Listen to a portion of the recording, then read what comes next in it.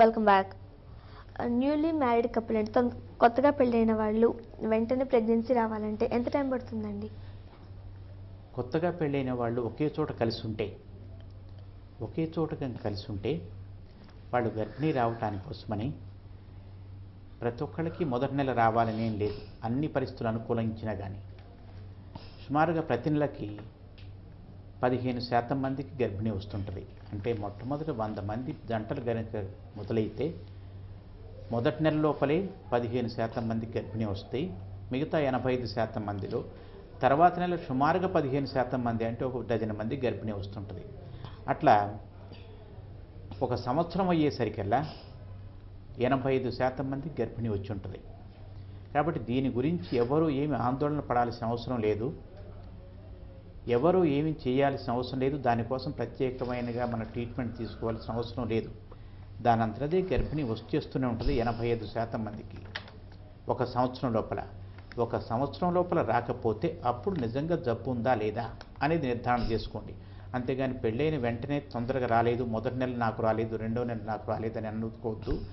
ఇది by chance. ప్రతి ఒక్క నెల లోపల సుమారుగా 10-15% వరకు గర్భిణీ వచ్చే అవకాశం ఉంటుంది జంటల్లో. ప్రకాశం డిస్ట్రిక్ట్ నుండి సరస్వతి గారండి. నమస్తే అండి సరస్వతి గారు. సరస్వతి గారు, మీరు టీవీ చూస్తూ మాట్లాడకండి, టీవీ వాళ్ళు మ్యూట్లో పెట్టి డైరెక్ట్గా ఫోన్లో మాట్లాడండి. డాక్టర్ గారు ఉన్నారు, మీ ప్రాబ్లం ఏంటో చెప్పండి. కాల్ డిస్కనెక్ట్ అయింది. నెక్స్ట్ కాలర్ రమేష్ గారు. నమస్తే అండి రమేష్ గారు. చెప్పండి. డాక్టర్ గారు ఉన్నారు, మాట్లాడండి. డాక్టర్ గారండి. చెప్పండి రమేష్ గారు, చెప్పండి ఏమిటి మీ సమస్య? నాకు అంగం గట్టిపడట్లేదండి. మీ వయసు ఎంత? నా వయసు 30 అండి. 30 సంవత్సరాలు. పెళ్ళి ఎన్నాళ్ళైంది? పెళ్ళి సంవత్సరం అవుతుంది సార్. సంవత్సరం అవుతుంది. అంటే మొట్టమొదటి నుంచి ఈ కష్టం ఉందన్నమాట మీకు. అవును సార్. అటువంటి అప్పుడు మీరు ట్రీట్మెంట్ తీసుకోవాల్సిందే. మీకు గట్టిపడకపోవటం కారణము చిన్న వయసులో చాలామందికి శారీరకమైన కారణాలు కాకుండా మానసిక సమస్యలు ఉంటాయి. అంటే మొట్టమొదట నేను చేయగలనా లేదా అనే నమ్మకం లేని వాళ్ళు కానీ, లేకపోతే ఇంతకుముందు ఎప్పుడైనా చేసి వైఫల్యం పొందిన వాళ్ళు ప్రతిసారి వైఫల్యం పొందుతానని భయపడేవాళ్ళు కానీ, లేకపోతే భార్యాభర్త సంబంధాల్లో ఇష్టం లేని వాళ్ళు కానీ, అంటే పెళ్లి చేసుకోవటం ఇష్టం లేకపోవచ్చు, లేకపోతే ఈ పెళ్లి చేసుకోవటం ఇష్టం లేకపోవచ్చు. అంటే ఇటువంటి కొన్ని ప్రత్యేకమైన మానసిక కారణాల వల్ల ఎక్కువ మందికి సెక్స్ చేయలేకపోతారు. కానీ ఇప్పుడు ఇంతకుముందు అయితే కొంత వయసు వచ్చిన తర్వాతే మిగతా జబ్బుల వలన కానీ హార్మోన్ వలన కానీ తేడాలు వచ్చేవి. కానీ ఇప్పుడు చాలామందికి చిన్న వయసు లోపలే పని ఒత్తిడి వలన కానీ, లేకపోతే వాళ్ళు తినే తిండి లోపల మార్పు వలన కానీ చిన్న వయసులో చాలామందికి హార్మోన్ తక్కువైపోతుంది. చాలామందికి అంగం లోపల పోయే బ్లడ్ సప్లై తగ్గిపోతూనే ఉంది. అందుకోసమని మీరు పరీక్ష చేయించుకుంటే మీకు 90% సక్సెస్ ఇచ్చేసేయచ్చు 3 నెలల లోపల. అందుకని మీరు డాక్టర్ గారిని సంప్రదించండి. మీకు సమస్య ఏమిటి అని నిర్ధారణ చేయటానికి కొన్ని రోజులు పట్టుద్ది. ట్రీట్మెంట్ చేయడానికి సుమారుగా 3 నెలల లోపల ట్రీట్మెంట్ చేసి మీలాంటి మనుషులకి 90% మంది జంటలకి సరైన సెక్స్ని ఇవ్వగలం. నెక్స్ట్ సరస్వతి గారు లైన్లోకి వచ్చారండి. నమస్తే అండి సరస్వతి గారు. సరస్వతి గారు, సరస్వతి గారు.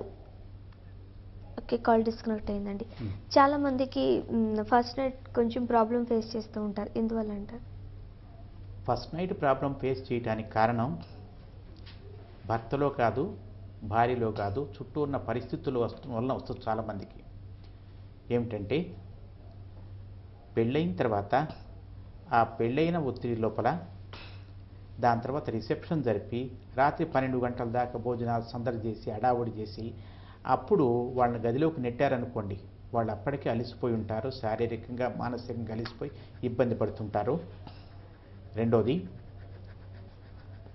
ఆ టైం లోపల ఎవరో కొత్త మనిషిని, అంటే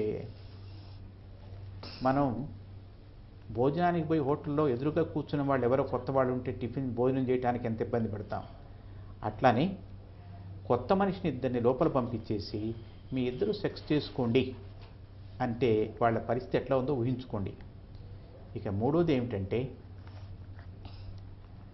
వాళ్ళని ఒక ముహూర్తం పెట్టి పలానా టైంకి మీరు చెయ్యాలి, పలానా టైంకి చేయకపోతే మిమ్మల్ని చెడ్డ, మీరు చేతగాని వాళ్ళు అని బ్రాండ్ వేస్తాం అని అర్థం వచ్చే భాషలో పంపించినప్పుడు ఎవరైనా ఫెయిల్ అయ్యే అవకాశం ఉంటుంది. కానీ అన్నిటికంటే ముఖ్యమైనది ఏమిటంటే ఈ లోపల ఉండే వాళ్ళల్లో లోపలికి పంపించబడ్డ భార్యాభర్త లోపల మనం ఈ టైంకి ఈ పని చేసుకుంటున్నాం, ఈ పని చెయ్యాలి అని మనం అనుకోవటం, బయట ఉన్న వాళ్ళందరూ మన గురించి అనుకుంటున్నారు అనే భావనతో సగం మందికి ఈ సెక్స్ సంబంధించిన కష్టాలు వస్తాయి. అంటే ఏమిటంటే మనం దానంతరదే జరిగిపోవాల్సిన పనిని, స్పాంటేనియస్ పనిని, యాదృష్టికంగా జరిగిపోవాల్సిన పనిని ఒక టైం పెట్టి ఈ టైంలోపు ఇట్లా చేయాలి అని చేయటం అది మొట్టమొదటి చెడ్డ. దాని నుంచి చాలామందికి వైఫల్యం చెందుతారు. కాబట్టి ఇటువంటివన్నీ చేయకుండా, అంటే పెళ్ళికి ఏ విధంగా అయితే అడావుడి చేస్తారో అదేవిధంగా శోభనానికి కూడా అడావుడి కనుక చేస్తూనే ఉంటారు. అవేమీ చేయకుండా కనుక వాళ్ళంతటా వాళ్ళు వదిలేస్తే అందరూ సాటిస్ఫాక్టరీగా చేసుకోగలరు. నెక్స్ట్ ఏలూరు నుండి శ్వేత గారండి. నమస్తే అండి శ్వేత గారు. నమస్తే అండి. డాక్టర్ గారు ఉన్నారు, మాట్లాడండి. శ్వేత గారు ఏమిటి? నమస్తే అండి డాక్టర్. నమస్తే. మాకు 2 years అయిందండి మ్యారేజ్ అయ్యి. పెళ్ళి 2 సంవత్సరాలు అయింది. మా వారికి టర్న్ కౌంట్ చేయించామండి. చేయిస్తే యాక్టివ్లీ మొటిలిటీ ఏమో 20% అండి, వీక్లీ మొటిలిటీ ఏమో 30% ఉంది. ఈ రకమైన ఇంద్రియం పరీక్ష రిపోర్ట్లో మొటిలిటీ అన్నిటికంటే ముఖ్యమైనది. నాకేమో పీరియడ్స్ వచ్చిన 24 days కి ఇది పాల్కో స్టడీ చేయించుకుంటే అప్పుడు అన్నం విడుదలైందని చెప్పారండి డాక్టర్. అంటే 14 రోజులకా 20 రోజులకా? సరే, అండ విడుదల ఏం చెప్పారు? 24 రోజులకండి. 24 days కట్టండి. అండం విడుదల అవ్వటం అనేది 24 daysకి జరగదండి. కొంతమందికి ఎప్పుడైనా ఒక్కోసారి దానంతరే జరిగే అవకాశం ఉంటుంది. కానీ మెజారిటీకి బయట చేరిన తర్వాత సుమారుగా 14-15 రోజుల్లో అండం విడుదలవుతుంటుంది. 24 రోజులు విడుదల అయింది అంటే మీరు 24 రోజుల వరకు ఎవరు అండం విడుదల ఫోలిక్యులర్ స్టడీ ఎవరు చేయరు అన్ని రోజుల పాటు. అంటే బయట చేరిన తర్వాత 10-12 రోజుల దగ్గర మొదలుకొని రోజు మార్చి రోజు కానీ అండం విడుదల అయిందో లేదో చూడటానికి ఫోలిక్యులర్ స్టడీ చేస్తారు. కానీ మీకు 24 రోజుల్లో చేశారంటే మీరు అర్థం చేసుకోవటం కానీ దాంట్లో ఎక్కడో పొరపాటు పడ్డారని అర్థం. ఒకటి, మీ భర్త వాళ్ళ ఇంద్రియం పరీక్ష రిపోర్ట్లో 20% యాక్టివ్ మొటిలిటీ, 30% స్లగ్గిష్ మొటిలిటీ, తక్కువగా కదులుతుంది అన్నప్పుడు అంటే మొత్తం కలిపి సుమారుగా 50% కొంతలో కొంత కదలిక వస్తుంది. అంటే 60% కనుక కదలకుందంటే అది బాగున్నట్టు లెక్క. ఇటువంటి వాళ్ళందరూ కొంత ఆరోగ్యకరమైన భోజనం చేస్తూ, రెండోది సిగరెట్లు గుట్కాలు తీసుకోకుండా, మూడోది మందు తాగటం తగ్గించేసుకుని, అన్నిటికంటే ముఖ్యమైనది మరీ వేడి వాతావరణంలో అంటే కొలిమి దగ్గర కానీ బాయిలర్ హౌస్ దగ్గర కానీ పనిచేసే వాళ్ళు ఆ దూరం నుంచి పోయి అండర్వేర్లు కనుక నైలాన్ వేసుకోకుండా ఖాళీ వేసుకోకుండా ఉంటే, సాధ్యమైనంత వరకు అండర్వేర్ వేసుకోకుండా వృషణాలకు చల్లదనం తయారు చేసే పరిస్థితి కనుక కల్పించినట్లయితే మీకు ఇప్పుడున్న 50% నుంచి ఇంకా కదలిక ఇంకెక్కువ అవుద్ది. కాబట్టి అతనికి ట్యాబ్లెట్లు ఇవ్వక్కర్లేకుండానే మన లైఫ్ స్టైల్ మార్చుకోవటం ద్వారా కానీ, లేకపోతే వృషణాలను గట్టిగా బిగించి కట్టకుండా ఉంటే దానంతరదే ఇంద్రియం పరీక్ష రిపోర్ట్ బాగవుతుంది. ఓకేనండి. న్యూలీ మ్యారీడ్ కపుల్కి మీరు ఇచ్చే సలహాలు సూచనలు ఏమైనా? న్యూలీ మ్యారీడ్ కపుల్ వాళ్ళందరూ మొట్టమొదట ఎవరో ఏ పని నేర్పాల్సిన అవసరం లేదు, వాళ్ళంతా వాళ్ళకే వచ్చేస్తుంటుంది. కానీ ఏమిటంటే చాలామంది ఇబ్బంది పడుతున్నారు. అంటే ఇది చదువుకున్న వాళ్ళు చదువుకోని వాళ్ళు అనేది లేదు. ఎంత ఎక్కువ చదువుకున్నా చదువుకోకపోయినా ఇబ్బంది పడుతున్నారు ప్రస్తుతం. ఎందుకంటే ప్రతి ఒక్కళ్ళకి ఒక ఆశలో ఈ విధంగా నాకు ఉండాలి అని ఎక్స్పెక్టేషన్స్, ఊహలు ఉంటున్నాయి. కానీ అవతల వాళ్ళకి కొన్ని ఊహలు ఉంటాయి. ఆ ఊహల్ని అడ్జస్ట్మెంట్ చేసుకోవటమే మనకు నేర్చుకోవాల్సింది అని తెలుసుకోవటలే. అంటే తనకు కావాల్సింది కావాలంటున్నారు తప్పితే ఇది ఒకళ్ళు చేసే పని కాదు, భార్యాభర్త ఇద్దరు కలిపి చేసే పని. అటువంటప్పుడు నాతో కాకుండా నా పార్ట్నర్, నా జోడీకి కూడా కొన్ని ఆశలు ఉంటాయి. అటువంటి తెలుసుకోవటానికి ప్రయత్నం చేయట్లేదు. ఇప్పుడు ప్రస్తుతం మెజారిటీకి చిన్న వయసు ఉద్యోగస్తుల్లో ఇద్దరు ఉద్యోగం చేసే వాళ్ళలో కారణాలు ఇవే. అందుకని తేలికైన పద్ధతి ఏమిటంటే, భార్యాభర్త ఇద్దరును మొదటి రోజే సెక్స్ చేసుకోవడానికి ప్రయత్నం చేయొద్దు.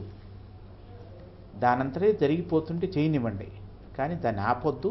దాన్ని చేసుకోవాలని అది ఒక పెద్ద పనిలాగా పెట్టుకోవద్దు. కొన్ని రోజుల పాటు మీరు మొదలేస్తే, ముందు ముద్దు ముచ్చటతో మొదలైతే దానంతరదే జరిగిపోతూనే ఉంటుంది. కానీ ఈ విధంగా జరగాలని మిమ్మల్ని మీరు నిర్దేశించుకోవద్దు. ఒకవేళ గనక ఇటువంటి ఇబ్బంది పడతాం అనే మనస్తత్వం ఉన్న మనుషులు కానీ, తన మీద తనకు నమ్మకం లేని మనుషులు కానీ, కాబోయే భార్యాభర్త ఇద్దరును డాక్టర్ గారి దగ్గర పోయి ప్రీ మ్యారిటల్ సెక్స్ కౌన్సిలింగ్ అనే ఒక కోర్సు చేస్తాం మేము. అంటే ఏమిటంటే, పెళ్లి కావటానికి ముందు వచ్చే దంపతులు, అంటే కాబోయే దంపతులందరూ తనకున్న సెక్స్ సమస్యల గురించి కానీ, తనకున్న సెక్స్ గురించి అనుమానాలు కానీ, సెక్స్ అపోహలు కానీ, లేకపోతే ఏ విధంగా ఉండాలి అని తెలుసుకోవటాని కోసమని ఒక 2-3 గంటల పాటు కూర్చుని కౌన్సిలింగ్ తీసుకోవటమే ప్రీ మ్యారిటల్ సెక్షువల్ కౌన్సిలింగ్. ఇది మిగతా చోట్ల చాలా పాపులర్ ఉంది, మన దేశంలో ఇంకా రాలేదు, కానీ కొంతమంది వస్తూనే ఉన్నారు.